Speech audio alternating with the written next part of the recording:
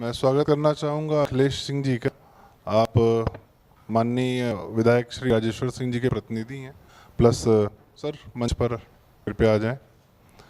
और आप मेन बात यह है कि आपने चुनाव लड़ते हैं, लड़वाते हैं और जनता को ज़्यादा करीब से देखते हैं। अखिलेश जी स्वागत है सर जी। आइए। तो ज़्यादातर आपका जो है इस बार के सांसद लखनऊ लोकसभा क्षेत्र और मोहनलालगंज लोकसभा क्षेत्र में आपने ज़मीन पे उतर के, और कुछ फीडबैक आपका था कि चीज़ें गड़बड़ चल रही थी मोहनलालगंज में, क्या वो दिख रही हैं सर आपको? शुरुआती रुझान के लिए आपका क्या कहना होगा सर? बहुत स्पष्ट है कि भारतीय जनता पार्टी की स्पष्ट बहुमत की सरकार बन रही है।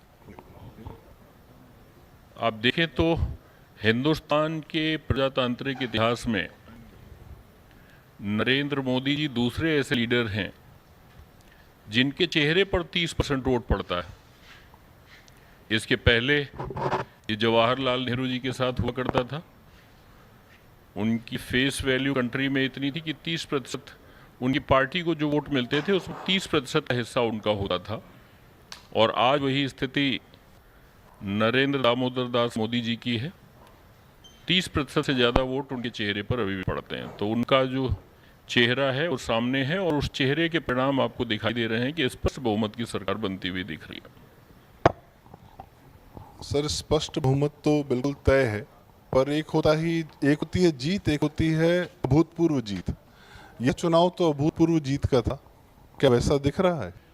होना चाहिए था, ऐसा हो नहीं रहा है, ऐसा दिख नहीं रहा है जी, पर ऐसा ही होना चाहिए था जी। आप याद करिए कि 1984 में जी, जब राजीव गांधी जी को 404 सीट मिली उनके नेतृत्व में, तो ऐसा कौन सा चमत्कार कांग्रेस उस समय तक कर चुकी थी?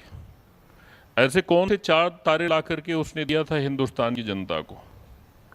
ये मैं देख पा रहा हूं कि पूरा का पूरा चुनाव जो डेवलपमेंट पर होना चाहिए था, जो फॉरेन पॉलिसी पर होना चाहिए था, जो इकोनॉमिक इंडेक्स के आधार पर होना चाहिए था, जो डेमोक्रेटिक इंडेक्स के आधार पर होना चाहिए था, वो सारा का सारा चुनाव मुझे अफवाह पर होता दिख रहा है।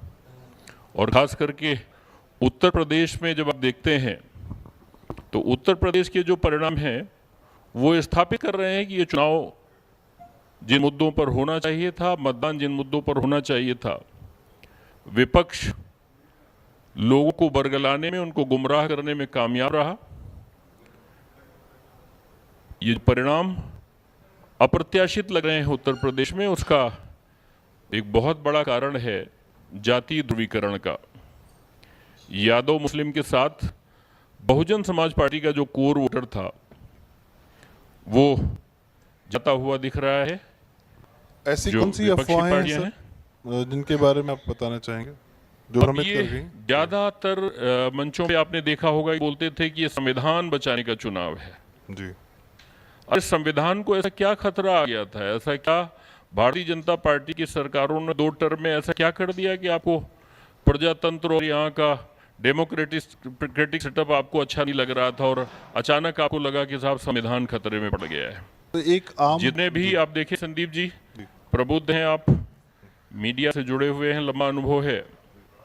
आप ये देखिए कि जितनी भी पॉलिसीज थी, चाहे वो इंटरनल कंट्री के लिए रही हूँ या फॉरेन पॉलिसी रही हो, एक जगह भी ऐसा नहीं हुआ जहाँ कहीं किसी पॉलिसी का, किसी सुधार के कदम का कोई दुष्परिणाम आपको दिखा हो आम आवाम पर, देश पर, इकोनॉमी पर, सोशल सिस्टम पर। कहीं ऐसा कोई नेगेटिव आपको दिखाई नहीं देता है। तो ये एक बहुत बड़ा मुद्दा बन करके आया कि ये संविधान बदल देंगे।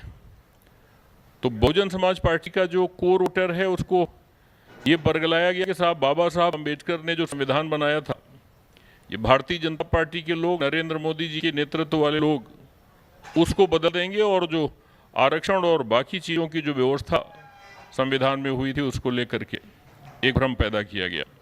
जी आप कुछ कह रहे थे? मैं ये जानना चाह रहा था सर, ये किस प्रकार की अफवाह, मतलब ठीक है अभी जो रुझान दिखे वो तो ठीक है, और इस समय तो भाजपा जो है पीछे जाती हुई दिख रही है उत्तर प्रदेश में। पर क्या सिर्फ अफवाह इतनी मजबूत हो सकती है कि 36 सीटों पे समाजवादी पार्टी का आगे जाना हो जाए, वो भी तब जब वह सिर्फ और सिर्फ कांग्रेस के साथ गठबंधन में है। यह जो है पिछली बार जो एक फॉर्मिडेबल अलायंस था सपा बसपा का, उसको भी भाजपा ने बीट कर दिया था बुरी तरीके से। जैसा पुष्करदा ने थोड़ी देर पहले कहा कि 19 के चुनाव में 11 बजे तक कम से कम 50 सीटों पे भाजपा आई थी, सपा 20 पे ही थी। पर यहाँ चीज़ें थोड़ी सी पलटी हुई दिख रही हैं और यह सबके लिए चौंकाने वाली फिगर्स हैं। एग्जिट पोल को तो छोड़ ही देते हैं, वो तो ध्वस्त हो चुके हैं अपनी जगह पे। पर अगर हम सिर्फ उत्तर प्रदेश की बात करें, मोहनलाल जैसे आपने स्वयं देखा, उसको बहुत नज़दीक से देखा मोहनलाल की कॉन्स्टिट्यूंसी को, तो ये जो अफवाह है, इस प्रकार के फीडबैक है, ये आप मोहनलालगंज कॉन्स्टिट्यूंसी की बात कर रहे हैं? नहीं, ये ओवरऑल मैं तो कहूँगा ये पूरे देश में जो परिणाम आपको दिख रहे हैं सब जगह इसका असर है अफवाह का। आप जानते हैं वैसे प्रश्न का जवाब प्रश्न नहीं होता है, पर मैं आपसे एक प्रश्न पूछना चाहता हूँ। ये स्थापित सत्य है कि सच जब तक तैयार होता है निकलने के लिए, झूठ तब तक पूरी पृथ्वी की परिक्रमा करके वापस आ जाता है। तो जो सच था वो ये था कि नरेंद्र मोदी जी के नेतृत्व में भारतीय जनता पार्टी ने दोनों स्पिरिट पर काम किया। संदीप जी, मैं आपके दर्शकों को बताना चाहता हूं कि हमारी जो डेमोक्रेसी है वो दो पार्ट में बटी हुई है। एक डेमोक्रेसी इटसेल्फ और दूसरा डेवलपमेंट। ये दोनों एक सिक्के के दो पहलू हैं। अगर चुनाव आप देखें तो दो मुद्दों पर दो विषय पे ही होते हैं। एक, पार्टी की डेमोक्रेटिक वैल्यूज क्या रही हैं, उसने प्रजातंत्र के लिए, उसके विकास के लिए, उसके उत्थान के लिए क्या काम किया, और दूसरा उस पार्टी की नीतियों ने, उस पार्टी की वजह से कितना डेवलपमेंट हुआ। ये दो पैरामीटर्स होते हैं जी। मैं आपके दर्शकों को बताना चाह रहा हूं कि अभी जो डेमोक्रेटिक इंडेक्स आया है इस साल, वो ये बता रहा है कि भारत 41वें नंबर पर था और 5 अंक आगे बढ़ करके वो 46 पर पहुंच गया डेमोक्रेटिक इंडेक्स में। प्रजातांत्रिक जो इंडेक्स है उसमें 5 अंकों की उछाल हुई है।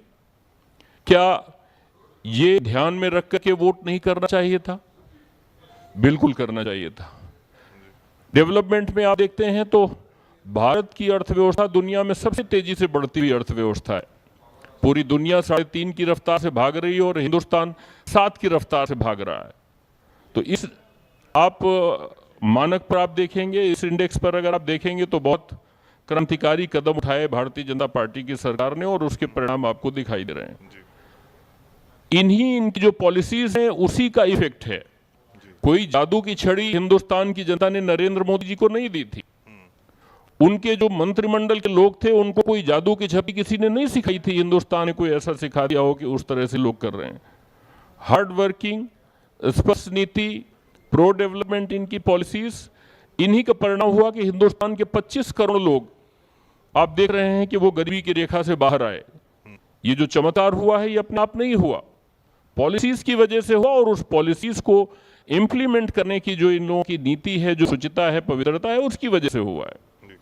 तो ऐसे बदलाव में, ऐसी उन्नति के पथ पर इस तरह का जो भारत के लोगों का दृष्टिकोण निकल करके आ रहा है, मैं हतप्रभ हूं और हैरान भी हूं इस बात से कि आखिर हम कैसी सरकार चाहते हैं, हम कैसी विचारधारा चाहते हैं, हमें किस तरह के लीडर्स चाहिए, हमें क्या ऐसी परिस्थितियां हिंदुस्तान में पैदा करनी पड़ेंगी जिसकी वजह से ये राजनीतिक स्थिरता हो और जो मतों का ध्रुवीकरण हो रहा है, जो जातीय ध्रुवीकरण हो रहा है, ये आप एक देखें कि एक तरह का दुर्भाग्य है जो हमारे सामने निकल करके आया है। संदीप जी, अभी तक मतलब फिलहाल अभी तक हम जो जीत की बात कर रहे होते वो शायद अभी नहीं कर रहे हैं, पर मैं पूर्णतः की एक बात और थी, 2017 में भाजपा को 325 विधानसभा सीटें मिली यहाँ पर, बहुत ही अप्रत्याशित जीत थी।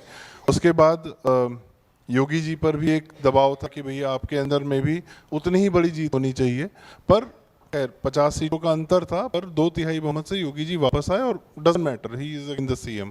तो I think it doesn't matter कि हमारे पीएम साहब जो हैं वो पीएम रहे और रहेंगे तो अपना बड़े फैसले वो 282 सीट पर भी करते रहे। नोटबंदी, जीएसटी सब उन्होंने कर डाला, बाकी तो आगे उन्होंने और भी बड़े काम किए। उनको शायद सीटों की उतनी परवाह नहीं होगी, वो अपने काम करने आए हैं, वो करेंगे, वह पीएम रहेंगे, हमारे लिए यह पर्याप्त है। तो सर बहुत बहुत धन्यवाद। हमारे कुछ अन्य बड़े स्पीकर्स भी लोग जो हैं वो वेट कर रहे हैं।